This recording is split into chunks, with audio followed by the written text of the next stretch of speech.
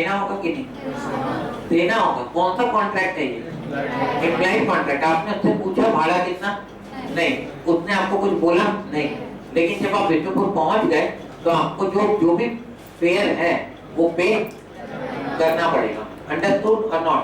तो बड़ा सिंपल है एम्प्लॉय कॉन्ट्रैक्ट। देखो आगे तो लिखा है यहाँ पर, while a cooling uniform picks up the luggage of A to be carried out of the railway station without being asked by A, and A allows him to do so, it is an implied contract and A must pay for the services of the coolie availed by him होगा, detailed by him नहीं, coolie availed by him मतलब जो उसने coolie से services दी हैं उसके लिए उसे पेमेंट करना पड़ेगा।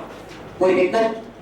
अब उसके बाद एक और है टैसिट कॉन्ट्रैक्ट, तो वो एक्चुअल में इम्प्लाइड कॉन्ट्रैक्ट का छोटा भाई है, तो इसीलिए मैंने उसको अलग से कोई कैटेगरी में नहीं रखा। Tacit contract is a part of क्या? इम्प्लाइड कॉन्ट्रैक्ट, या आप ऐसा भी बोल सकते हैं implied contract is equal to tacit contract. Tacit का मतलब होता है साइलेंट। टैसिट का मतलब क्या होता है? साइलेंट। क्लियर है? The word tacit means silent.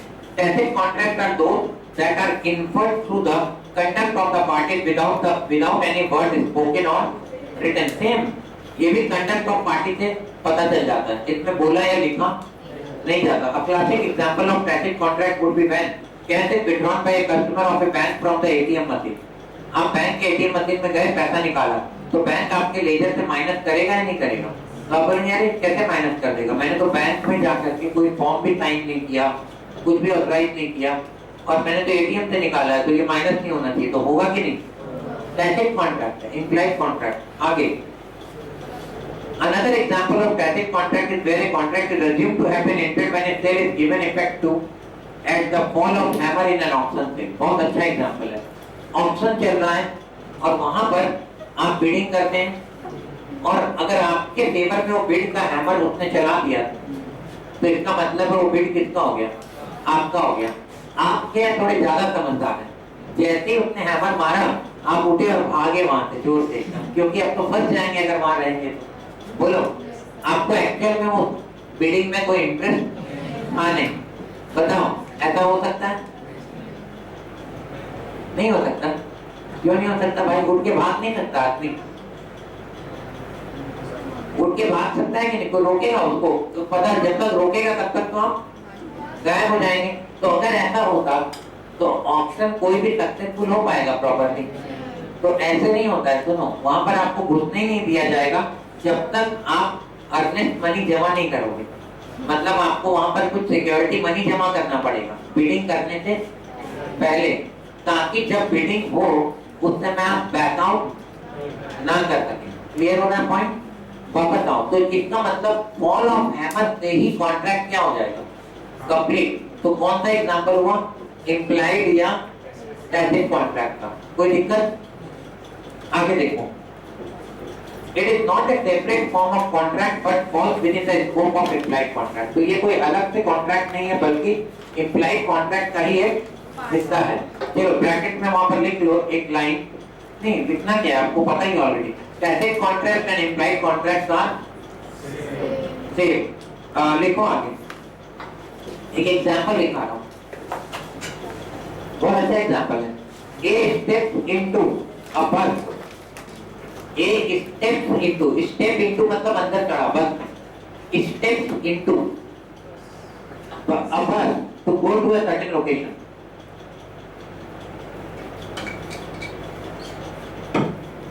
A step into a bus to go to a certain location, full stop। बताओ A फेयर पे करने के लिए बाउंड होगा कि नहीं? कोई कॉन्ट्रैक्ट हुआ था क्या बस ड्राइवर और उसके बीच में? कौन सा कॉन्ट्रैक्ट था? Implied contract, tacit contract. Okay, तो लिखो आगे, A is bound to pay the fare, A is bound to pay the fare, comma, although he has not in word,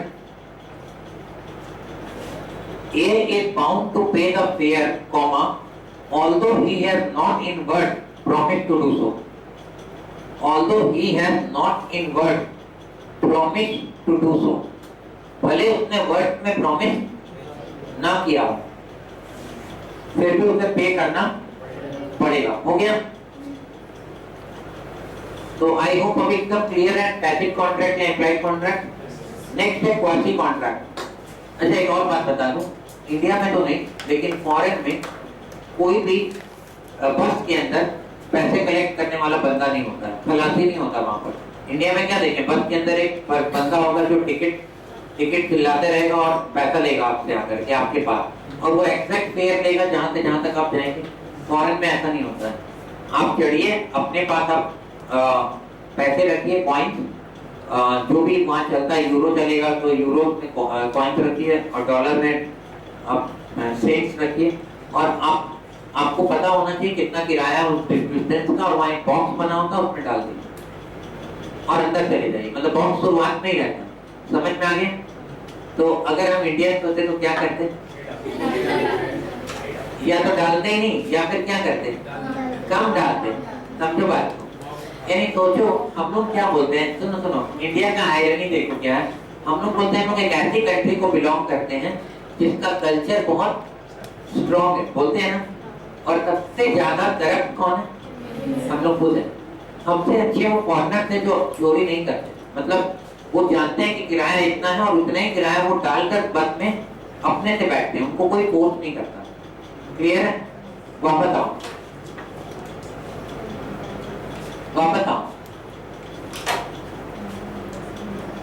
वहां पर जितने भी ये चलते हैं मेट्रो, मतलब फास्ट ट्रेन, तो वहां क्या होता है, टिकट आप ले लो, और टिकट लेके तो टिकट को आप स्कैनर में लगाओगे तो खुल जाएगा, आप अंदर चले जाओ स्टेशन के। तो वहां भी फ्रॉड होता है, मतलब इंडियंस करते हैं कैसा फ्रॉड। तो एक पर टिकट लगाते हैं और दो लोग एक साथ बड़ा से पार कर जाते हैं, क्योंकि वहां पर ट्रेन में जनरली कोई चेक करने नहीं आता। जो भी चेक पॉइंट है वो एंट्री और एग्जिट पर होता है। क्लियर हो रहा है? तो इट डजंट मीन कि मैंने ऐसा किया, एक आध बार किया होगा, पता नहीं।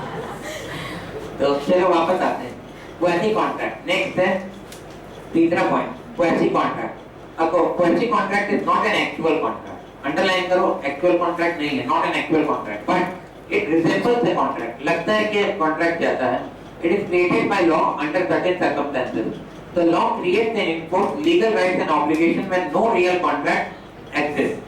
अब समझना होगा ये क्या होता है क्वासी कॉन्ट्रैक्ट। मतलब ये कॉन्ट्रैक्ट है भी कि नहीं, समझो पहले। तो बोल रहे हैं नो रियल कॉन्ट्रैक्ट। आप रास्ते पे जा रहे थे, सड़क पे चल रहे थे, और वहां पर आपको 500 रुपए का एक नोट दिखाई दिया। तो वैसे केस में आपने वो नोट क्या किया? उठा लिया। तो अब बताओ, क्या ये नोट ट्रू ओनर को लौटाने के लिए आप जिम्मेदार हैं? आप अपना नोट लिए और चले गए, 2-3 दिन के बाद अगर पता चल जाए कि ये नोट किसका है, तो क्या आप बाउंड होंगे उसको लौटाने के लिए? बोलो। Answer is no. ऐसा लग रहा होगा no, but answer is yes, you are bound to refund the money. ये आपको कोई सामान मिल गया रास्ते में किसी का, नॉट ओनली मनी, कुछ भी, कोई सामान मिल गया, पड़ा हुआ सामान था, आपने उठा लिया। तो उठाने का ये मतलब नहीं कि वो आपका हो गया। यहाँ पर एक क्वासी कॉन्ट्रैक्ट का जन्म होता है, और क्वासी कॉन्ट्रैक्ट ये बोलता है कि आपको वो लौटाना पड़ेगा। या तो आप उसे ट्रू ओनर तक लौटा दीजिए उसको, या अगर इंडिया की बात करें तो आपको पुलिस स्टेशन में जमा करना पड़ेगा उसको। वो आपका नहीं है कभी भी। गिरा हुआ सामान मिल गया मतलब वो आपका हो गया क्या? वो आपका नहीं है। Clear point? तो देखो क्या लिखा आगे, such obligations are known as quasi contract। तो ये ऑब्लिगेशन क्यों अराइज हुआ? लीगल राइट्स और ऑब्लिगेशंस के कारण, लॉ की वजह से। In other words, it is a contract in which there is no intention on part of either party to make a contract। यहाँ पर किसी भी पार्टी का कोई इंटेंशन था कॉन्ट्रैक्ट करने का नहीं था, फिर भी कॉन्ट्रैक्ट का जन्म होगा। But law imposes a contract upon the party. तो यहाँ लॉ इम्पोज कर रहा है एक कॉन्ट्रैक्ट पार्टी के ऊपर। Example, obligation of finder of lost goods to return them to the true owner। तो फाइंडर ऑफ लॉस्ट गुड्स का ये ड्यूटी है कि वो प्रोडक्ट को क्या करे, उस गुड्स को सही ओनर को वापस कर दे। और liability of person to whom money is paid under mistake. सुनो, आप आजकल गूगल पे का जमाना है, गलती से आपने किसी और के गूगल पे अकाउंट में ट्रांसफर कर दिया, ठीक है, कोई भी अमाउंट 5000 रुपए, तो क्या वो उसका हो गया? नहीं। तो उसका ड्यूटी है कि वो पैसा वापस करे, अगर नहीं करता है तो आप केस कर सकते हैं, क्योंकि यहाँ पर कॉन्ट्रैक्ट का जन्म हो रहा है लॉ की वजह से। It is called a quasi contract. This are said to be quasi contract. बोलो कोई दिक्कत है इसमें? क्या कंसेंट की जरूरत है, ऑफर एक्सेप्टेंस की जरूरत है? नो, लॉ की वजह से यहाँ कॉन्ट्रैक्ट का जन्म हो रहा है। अंडरस्टैंड? तो ये हो गया क्वासी। और लास्ट में ई कॉन्ट्रैक्ट बहुत फेमस है आज के दिनों में। When a contract is entered into by two और more parties under using electronic means such as email is known as e-commerce contract। जैसे ईमेल का इस्तेमाल करके कॉन्ट्रैक्ट होना। आपने ईमेल किया किसी को कोई प्रोडक्ट बेचने के लिए या कोई ऑफर किया उसको, और उसने ईमेल में हाँ बोला, जवाब दे दिया, तो भी ये कॉन्ट्रैक्ट वैलिड कॉन्ट्रैक्ट माना जाएगा। In electronic commerce, different parties या persons create network which are linked to other network through EDI, electronic data interchange। यानी आजकल इंटरनेट का जमाना है, मतलब एक सिस्टम दूसरे सिस्टम से जुड़ता है इंटरनेट से, राइट? और हम ग्लोबली किसी से प्रोडक्ट खरीद सकते हैं और किसी को भी बेच सकते हैं। और ई कॉमर्स प्लेटफॉर्म इसीलिए तो आया।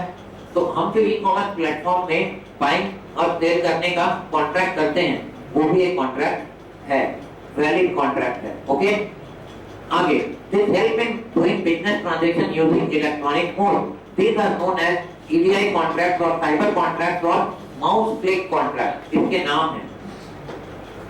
ई कॉमर्स कॉन्ट्रैक्ट बोलो, EDI कॉन्ट्रैक्ट बोलो, electronic data interchange, cyber contract बोलो या फिर माउस क्लिक कॉन्ट्रैक्ट बोलो, सब एक ही है। कोई दिक्कत? तो ये हो गया आपका किसके बेसिस पर contract? On the basis of formation. तो देखो पहले पढ़े थे 5 और अभी पढ़े कितना? 4। और आगे अभी जो है on the basis of performance of contract, अगला ये टॉपिक है और उसमें है 2, एग्जीक्यूटेड एंड एग्जीक्यूटरी। और ये आखिरी है टॉपिक, मतलब टाइप्स ऑफ कॉन्ट्रैक्ट का ये आखिरी पार्ट है, एग्जीक्यूटेड और दूसरा क्या? एग्जीक्यूटरी। तो बहुत सिंपल है ये, ऑन द बेसिस ऑफ क्या? Performance of the contract. नाम से ही क्लियर है। और पैकेट हटा रहा हूं यहां से। पहला एग्जीक्यूटेड और दूसरा एग्जीक्यूटरी। दोनों बहुत सिंपल है। एग्जीक्यूटेड कॉन्ट्रैक्ट, सुनो, मिस्टर ए ने मिस्टर बी से बोला कि मेरी कार खरीदोगे 2 लाख में। उसने बोला हाँ। उसने मुझे 2 लाख दिए, मैंने उसको कार दे दिया। इसको कहेंगे एग्जीक्यूटेड कॉन्ट्रैक्ट। एग्जीक्यूट ही हो गया वो, मतलब कार मिल गया, हाँ, पैसे दे दिए, हाँ, खत्म। क्या हो गया? एग्जीक्यूटेड। बोलो कोई दिक्कत?